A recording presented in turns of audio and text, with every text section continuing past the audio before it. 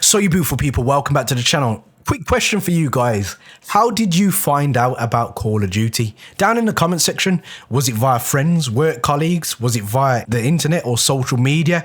Or was it via one of those really cool live action ads that they used to do way back in the day? Today I wanted to talk about a bit of a facade that I'm seeing starting to crumble personally in the Call of Duty scene.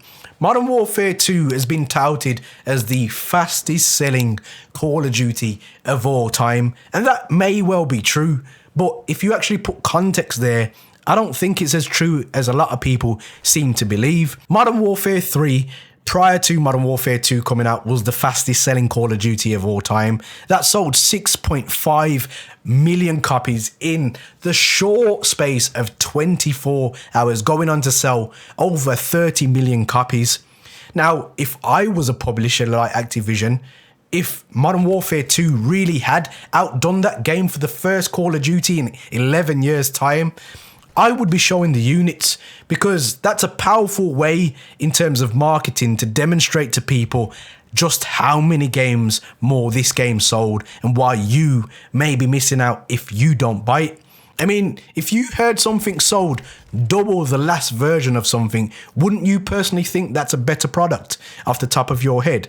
I would. In terms of the sales, let's not forget this game cost the minimum of $10 more than Modern Warfare 3 originally charged. I think for every 6 games sold, this game gets an extra free sale over Modern Warfare 3. And there are other things that we can look at that would contradict that this game is doing as well as Activision want us to believe. The first thing I've noticed is Call of Duty tends to win Multiplayer Game of the Year at the Game Awards every single year without fail. This year, it was beaten by Splatoon 3, which I personally feel is quite an embarrassing feat for a game that is apparently the fastest selling Call of Duty of all time. If we actually look at this graph, we'll kind of work something out here in terms of real-term context. At the start of the graph, you'll see the graph is quite low. Now that is the release of Modern Warfare 2, the multiplayer aspect of the game. The game came out on November the 10th, and then on November the 16th, just after that, we see this massive spike where the graph goes up around 2/3 or maybe 3/4 in reality. And that was the release of Call of Duty Warzone 2. This game was highly anticipated if you think about all of the people that experienced this game in lockdown and all of the sanity that it actually brought a lot of people. But as time goes down, we start to see this graph diminish and go close to where it originally started from. Now, please bear in mind one detail here, one very important detail. This graph is a compilation of both Call of Duty Modern Warfare 2 multiplayer, DMZ, and the likes of Call of Duty Warzone.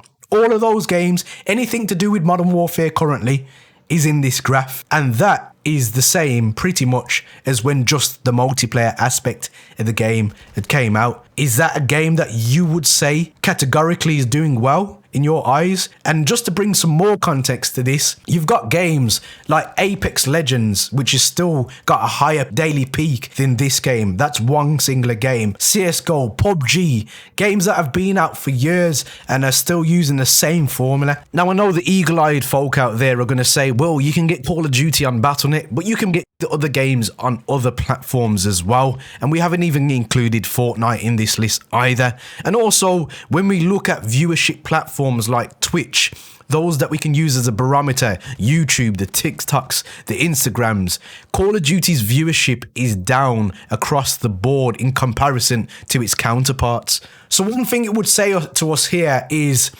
people don't like Modern Warfare 2. And in terms of the multiplayer aspect of the game, that is the unwanted child now, in my personal opinion. It's an afterthought. That's something that they don't really care about. So their baby, Warzone 2, isn't really doing as well as it should be doing. And then the content creators have started to change their tune.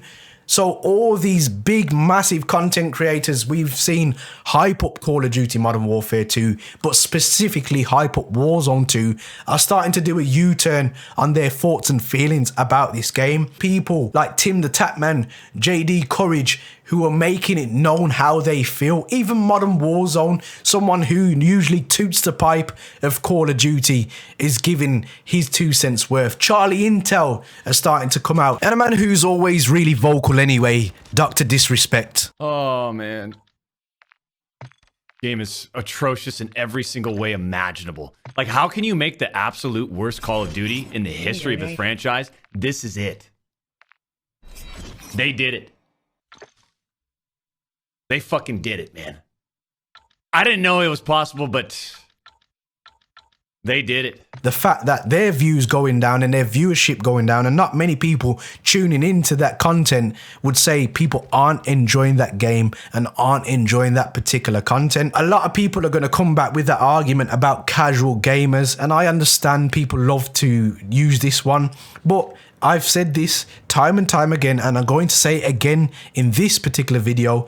The casual gamer that was playing Modern Warfare 3 11 years ago isn't the same casual gamer that is playing Call of Duty now, especially after the pandemic. It's shown in these charts here that more people are playing games than ever before, and we live in a world where our access to individuals, to games, to information is bigger than it has ever been before. I mean, don't forget, YouTube is the second biggest search engine in the world as opposed to Google itself. That should tell people a lot of things. And then there's this sentiment from Justin Xavier, one of my subscribers. The term casual gamer has been dead for years now. It makes it hard to see who publishers are really targeting when they simplify. Mario games never really got easier to make them more accessible. Street Fighter is even more complex today than it was in 1991. Final Fantasy games can still require you to grind to progress.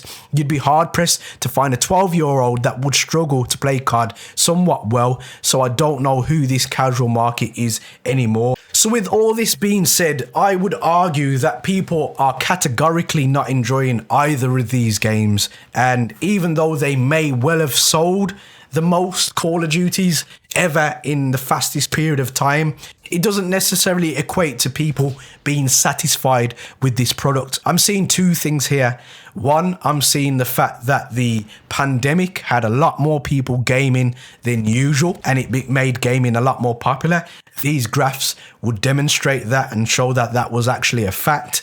And then on top of that, people aren't enjoying the Battle Royale experience that these guys are presenting with Warzone 2. Warzone 1 became highly popular because people were jumping in, getting their loadouts, getting guns they know and love that they're used to using, and then utilizing them to play a battle royale game. It was something we never seen before, and now they've tried to go down the line of a more traditionalized game. It's turned many people off, and people are like, if you're going to this formula, we essentially don't want to play the game. Guys, let me know your thoughts and feelings about what I've said and your opinions about what I've said down in the comment section. Guys, there are many buttons you could hit, but a like and subscribe button, I hope they tickle your fancy. My voice is really holding on for dear life here.